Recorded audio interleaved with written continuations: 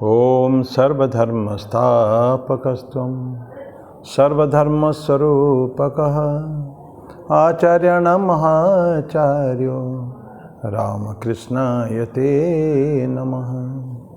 यथाग्नेर्दाहिका शक्ति रामकृष्णे स्थिता हेया सर्वविद्यास्वरूपां तां शारदां प्रणमाम्यहम्।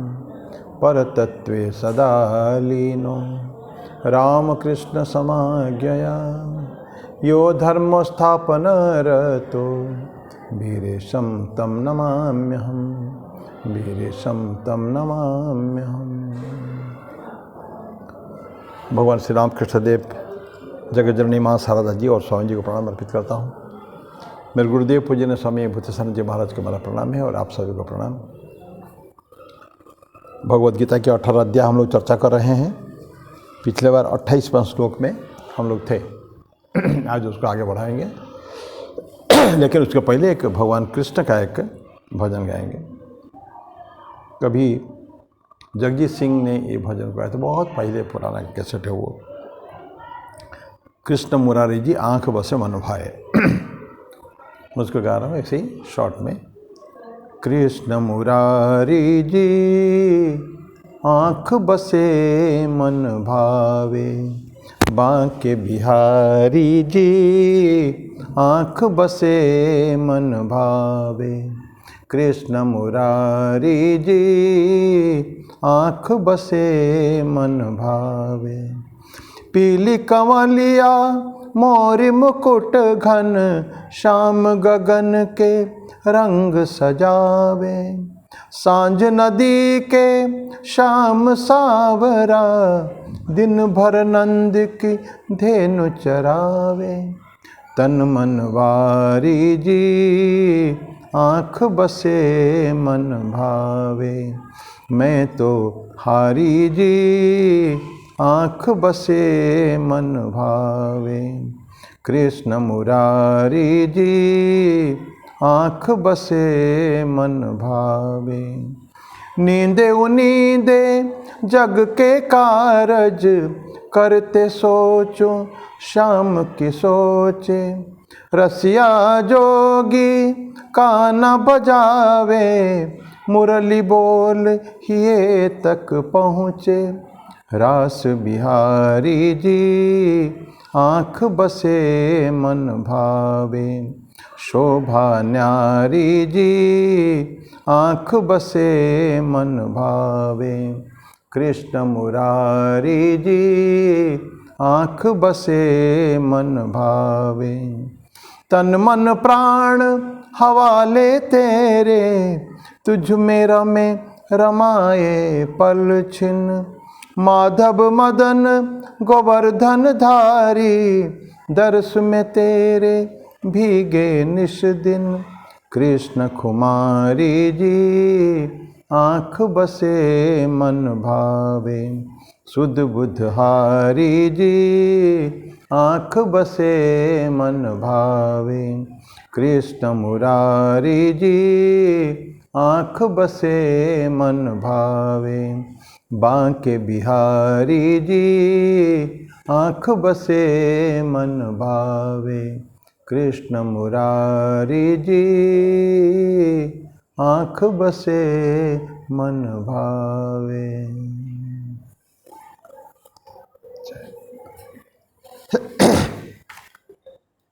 28वां श्लोक में हम लोग, श्लोक ऐसा है। अयुक्तः प्रकृतः स्तब्धः, शठो नैष्क्रोति कुलसः, विषादि दीर्घ सूत्री च कर्ता तामस उच्यते। हम थोड़ा सा उस पर आगे बढ़े थे, कुछ हम ऑलरेडी डिस्कस कर चुके हैं।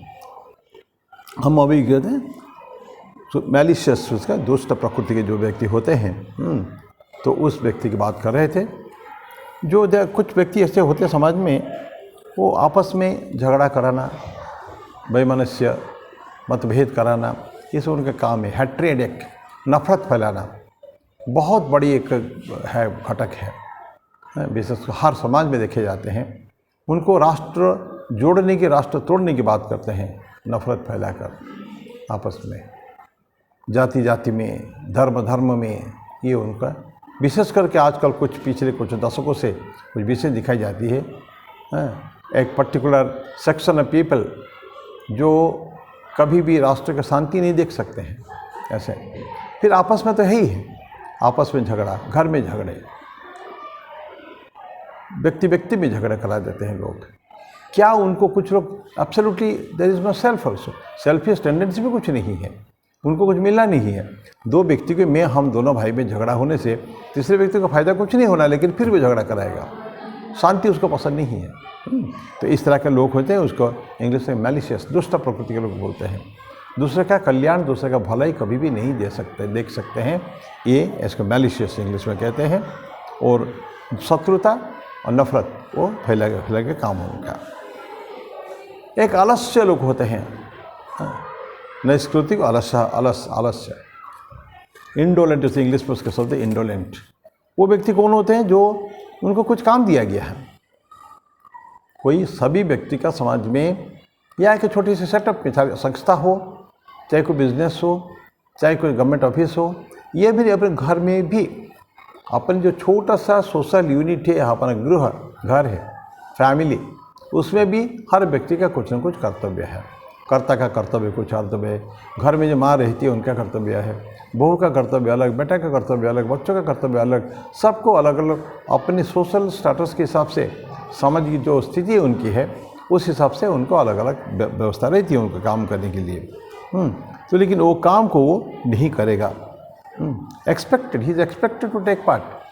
उम्मीद करते हैं, क्योंकि जब काम उसको दिया गया है और एक छोटा सा यूनिट इकाई बनाई गई है तो उसमें उसको काम को ठीक से करना चाहिए। लेकिन कुछ लोग ऐसे होते हैं, कभी वो काम को करने का सोचते भी नहीं कभी भी, तो लेज़ी, आलसी लोगों को कहा जाता है। एक हम एक बहुत बड़े मेंटल डिजीज़ की बात करेंगे जिसको निराशा कहते हैं, हताशा, निराशा, डेस्पॉन्डेंट। ये बहुत बड़ा एक मेंटल डिजीज़ है एंड इट वारंट्स पक्का रिलीफ उसके लिए चाहिए उसको। वो कभी भी रेडिकल चाहिए क्योर उसका, क्योंकि जो मानसिक रूप से विक्षिप्त है वो कुछ नहीं कर सकता, वो is good for nothing. Victim of depression में हमेशा एक लो स्टेट पे हमेशा रहता है, समझ नहीं पाता कुछ क्या होता है, पागल जैसा बात करता है, अलग अलग समय अलग अलग उसका मत रहता है। तो ये नॉर्मल बिहेवियर नहीं, एब्सोल्युटली एबनॉर्मल बिहेवियर है डिप्रेशन। और डिजेक्शन मतलब अपने आप को मानता है कि मैं किस काम का नहीं हूँ, अपने आप खुद ही अपने नज़रों से लोग गिर जाते हैं। समाज में देखते हैं कि मेरा रोल क्या है यहाँ, मेरी उपस्थिति जो है यहाँ, मैं समाज में आया हूँ, आने का रोल क्या, मेरा कर्तव्य क्या है। और कर्तव्य जानने के बाद भी कर्तव्य का निर्वहन अगर नहीं करेंगे तो बाद में प्रॉब्लम उन्हीं को ही होती है। दे फील लेट डाउन, उनको लगता है कि मुझे कोई पूछ नहीं रहा है। होता है, नाम उसका नहीं आया है, तो ऐसा लगता है किसी काम में उसको नहीं लिया गया है, तो लगता है कि मैं तो क्या काम से गया, तो अपने आप को इन्फीरियरिटी कॉम्प्लेक्स आ जाता है, एक हीनमान्यता, हीन भाव उसको मंदिर आ जाता है, वो अपना डिजेक्शन। और ये तो कभी सुसाइडल टेंडेंसी तक जाता है, आत्महत्या करने तक जाता है। जैसे आजकल बालकों में, स्टूडेंट्स कम्युनिटी में ज़्यादा होता है, बहुत सारा होता है। एक समय बहुत होता था, अभी कुछ कम है, लेकिन इतनी ज़्यादा फ्रस्ट्रेशन उनका आ जाता है, निराशा, हताशा आ जाती है कि वो अपने जीवन को समाप्त करने के लिए भी सोच लेते हैं उसके। और देखते हैं कि मैं तो किसी काम का नहीं हूँ, गुड फॉर नथिंग। ये जो मन में जो नेगेटिव चिंतन आ जाता है, अत्यंत भयंकर मानसिकता आती है, वो है नकारात्मक भाव है, वो कि उसके लिए अच्छा नहीं है। उसमें क्या कुछ जो मैनलीनेस उसका है ना, मनुष्यत्व, पुरुषत्व, पुरुषकार, ये ख़त्म हो जाते हैं। जिसने अपने आप को नालायक समझ लिया, मैं कुछ हूँ नहीं, मेरा कोई हैसियत नहीं है, ये जो सोच लेता है, that means he is gone for ever.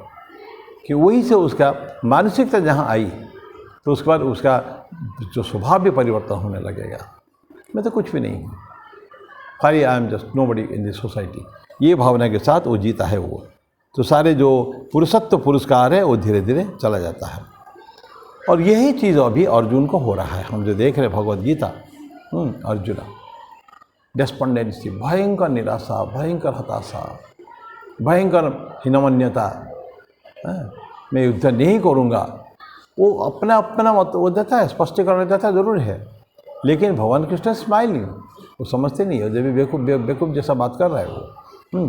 तो ऐसा ये एक बीमार है, घोर बीमारी है, और वो बीमारी से क्योर के लिए ही उसका इलाज जो है, निदान जो है, ये भगवान कृष्ण ने दिया है।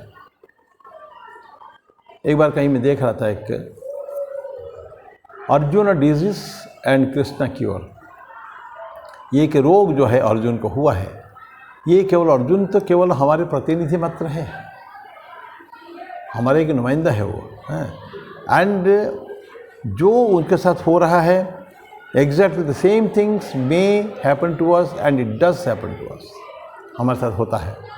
तो होने से क्या होता है कि हम धीरे धीरे ये जो हीनमन्यता धीरे धीरे आ जाती है, वो बीमारी अर्जुन को हुआ है तो हमको भी होता है।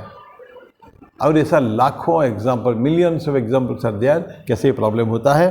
और उसको छुड़ाने के लिए क्या चाहिए अपने को, वो बीमारी से छुटकारा पाने के लिए भगवान कृष्ण की वाणी, उसको कहते हैं कृष्णा की ओर, अर्जुन डिजीज एंड कृष्ण की ओर, अपने को कैसे ठीक करा जा सकता है, इस बात को ध्यान रखने का है। तो कृष्ण की ओर, और अर्जुन को भगवान कृष्ण ने बहुत डोज दिया है।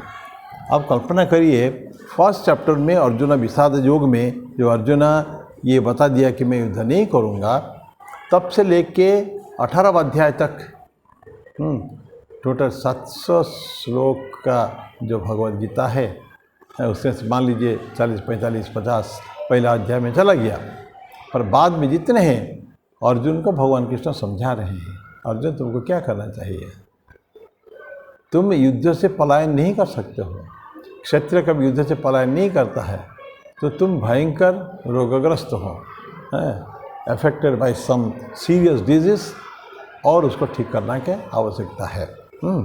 तो ये भगवान कृष्ण के जो वाणी भगवद गीता जो है, वही ही अर्जुन को क्योर कर पाता है। तो अर्जुन डिजीज जिससे हम कमोबेश हम लोग बहुत सारे ज़्यादातर लोग उसमें से प्रभावित है। कभी कभी छोटी छोटी अगर बातें हैं तो किसी तरह का सल्यूशन हो जाता है, अब बहुत बड़ी अगर होती है तो it goes up to but serious, उसका रिपरकशंस, प्रभाव उसका काफ़ी लंबे दूर तक जाती है वो। तो इसलिए ये कहते हैं, ये जो अर्जुन डिजीज और कृष्ण का जो क्योर है, इसके लिए भगवान कृष्ण ने उसको बहुत समझाया, अनेक उनको उपदेश दिए हैं, इतनी विभिन्न प्रकार की सभी तरह का योग उनको बता दिया है, कर्म योग, ज्ञान योग, ध्यान योग, सब ये सब उन्होंने बता दिया, ऑल सब ये हम देखते हैं। भगवद गीता जैसे कंप्लीट मैनुअल है ह्यूमन बीइंग के लिए। एक कहते हैं ना, वो जो आजकल मैनुअल आता है, मशीन खरीदते हैं ना, बड़ा सा मशीन, कंप्यूटर खरीदते हैं, कुछ भी खरीदते हैं, वॉशिंग मशीन खरीदते हैं, एसी खरीदते हैं, दैट द यूजर्स मैनुअल, तो बताते हैं कि तुमको क्या करना पड़ेगा।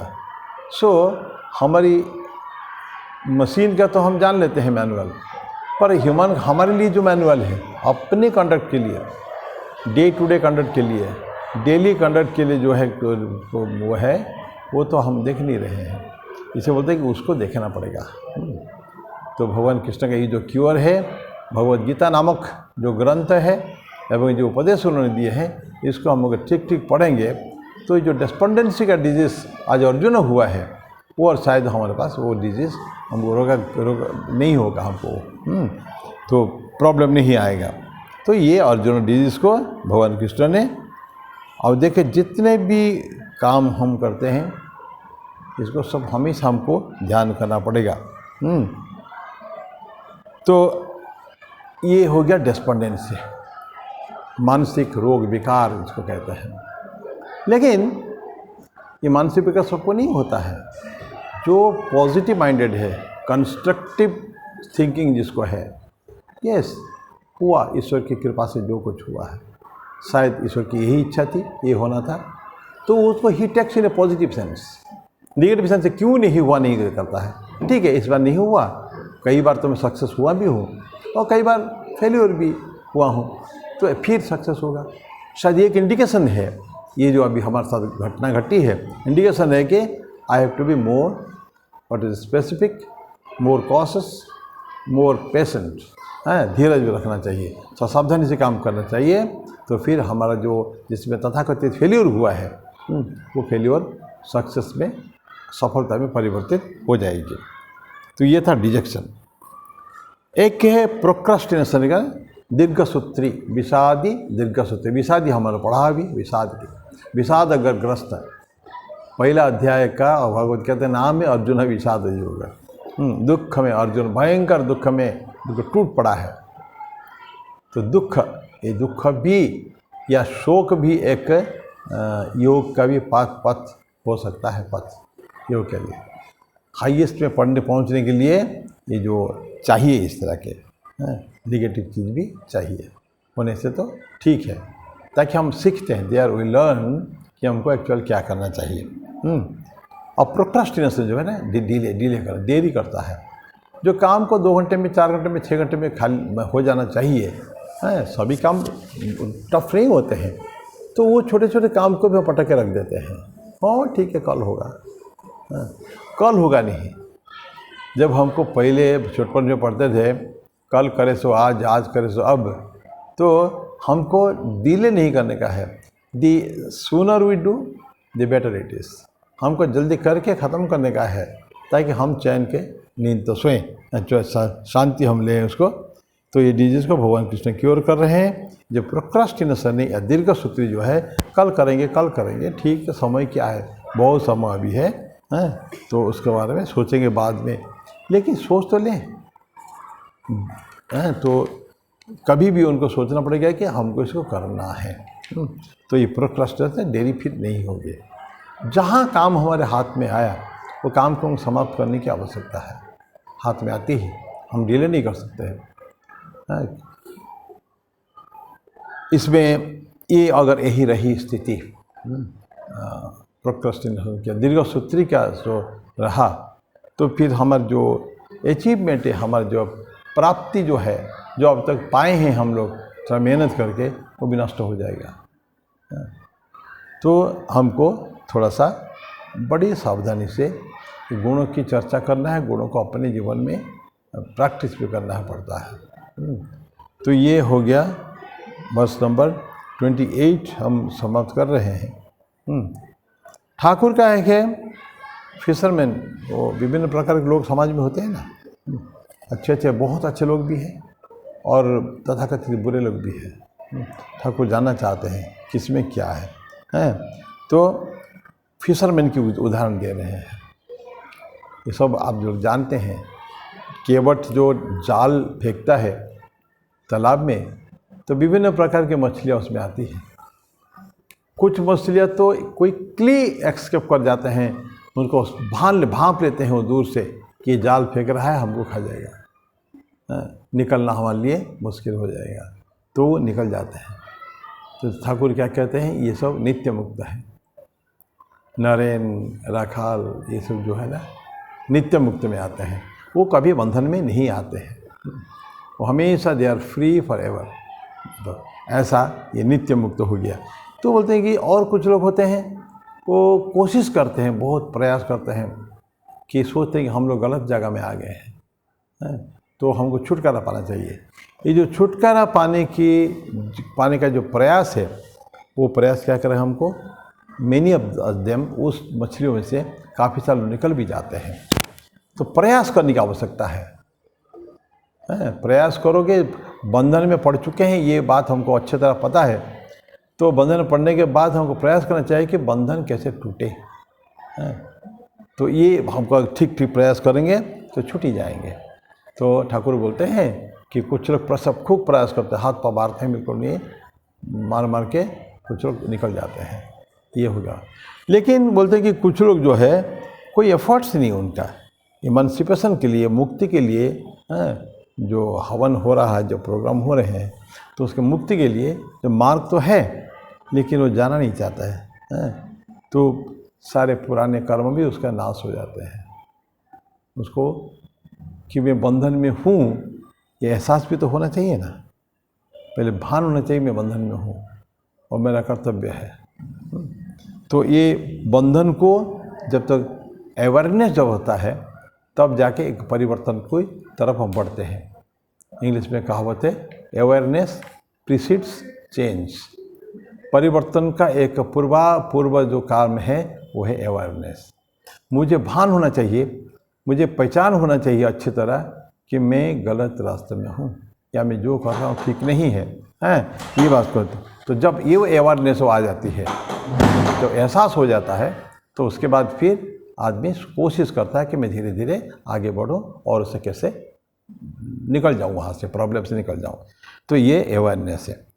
तो फिशरमैन का जो दे रहे हैं ठाकुर कि लोगों को, क्योंकि जो बद्ध है, जो कभी भी कोई प्रयास नहीं करते हैं, तो ठाकुर वो दे आर हैप्पी। अभी कीचड़ में हैं, कीचड़ के अंदर अपने छुपा के मुंह को गाड़ कर पड़े रहते हैं कि हम अभी निरापद है।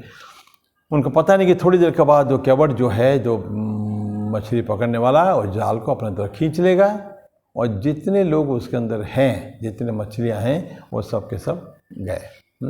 फिर भी उनको भान नहीं है। तो they are bound, they are happy to be bound.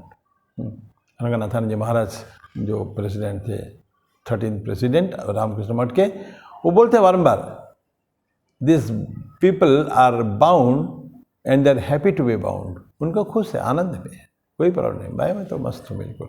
लेकिन नेक्स्ट मोमेंट ये मेरे साथ ये अघटन होने वाला है, इसका अगर भान होता मैं कोशिश करता निकलने के लिए, नहीं, उनको भान ही नहीं है ना। तो ये तो मछली की बात ठाकुर ने बताई, लेकिन हमारे मानव के जो समाज हम लोग जो हैं, उसमें भी लोग, बहुत ऐसे लोग हैं बंधन में है। सारा जीवन ही बंधन है ना। हम क्या सोचते हैं, ये जो जीवन हम जो जन्म लिए हैं, यही तो एक बंधन है।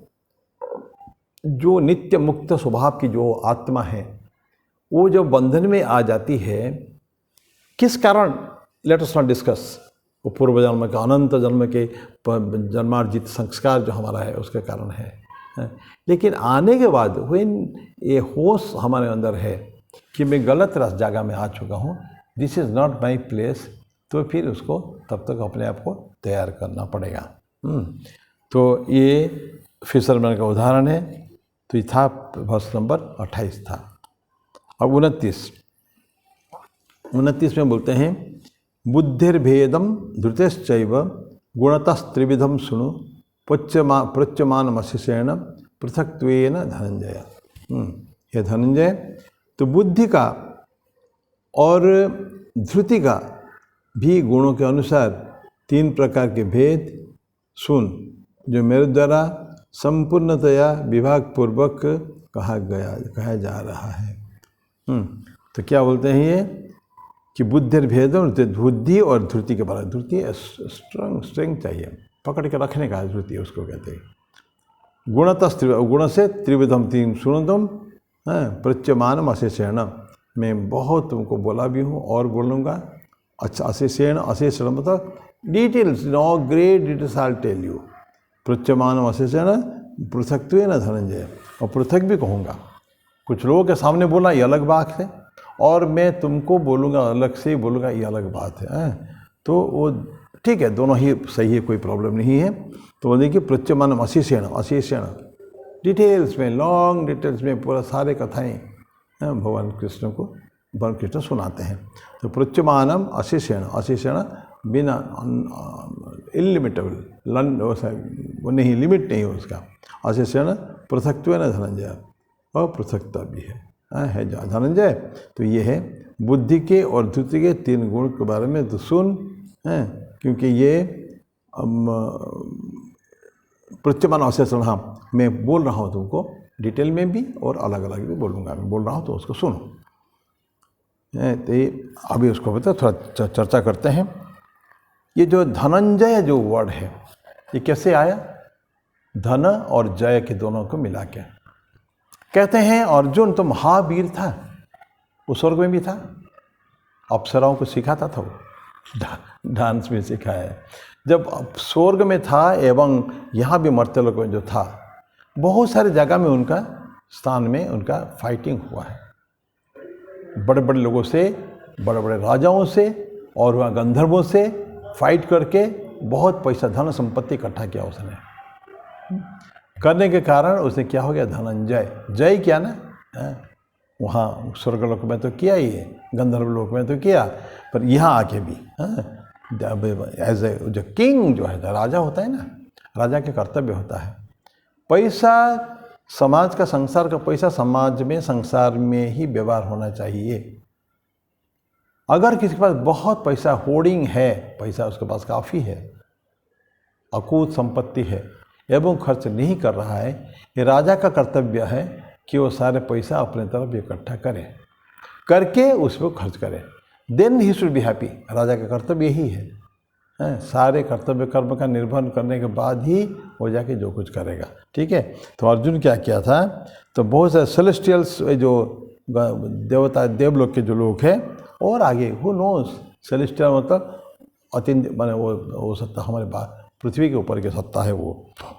तो ऐसे से उनके साथ क्या, जब अर्जुन जब कहाँ तक था, वो स्वर्ग में था एवं मर्त्य में भी था, तो बहुत सारे लोगों को, राजाओं को उन्होंने क्या किया था, पैसा चार्ज किया था, देना पड़ेगा, नहीं तो युद्ध होगा। तो कई राजाओं ने दे दी संपत्ति, उससे युद्ध करके लेना पड़ा। तो इसीलिए जो उसका नाम क्या पड़ेगा, धनंजय। पैसा जो कमाते हैं, इसका इंटेंशन ये नहीं कि पैसा का मैं रखूँ, होर्डिंग टेंडेंसी हो उसका, आइडल रखने का रुपया को, ये उनके कुछ लोगों की आदत है। तो लेकिन ऐसा नहीं चलेगा। तो इसलिए राजाओं का कर्तव्य में जैसा बताया कि लोगों से वो पैसा को एकत्रित करके फिर उसको अच्छे काम में लगाओ। तो ये अर्जुन ने इसीलिए क्या किया था, वो पैसा खूब इकट्ठा किया था और फाइट करके मिला था। जहाँ लोगों ने खुशी खुशी नहीं दी है, तो उन्होंने फाइट करके अपना शौर्य वीर्य दिखाकर भी उन्होंने लिया है। तो मैं अभी यही समाप्त करूँगा, थोड़ा सा इसका बचा हुआ है। ये 29वां श्लोक में इसी चीज़ को हम आगे पढ़ेंगे। 29 में जैसे बताया कि बुद्धि है तो बुद्धि और धृति के गुण सुन त्रिविधम, और मैं अलग बहुत कुछ कहा हूँ जो मेरे द्वारा संपूर्णतया विभाग पूर्वक कहा जा रहा है। मैं कह रहा हूँ, तुम सुनते जाओ। ऐसे इंस्ट्रक्शन हम लोग को है। तो मैं मेरे वाणी को विराम दूँ, फिर आगे अगले बार में थोड़ा इसको कंप्लीट करेंगे, फिर हम लोग आगे बढ़ेंगे 30 में। तो ओम शांति शांति शांति। हरि ओम तत्सत। श्री राम कृष्णार्पणमस्तु।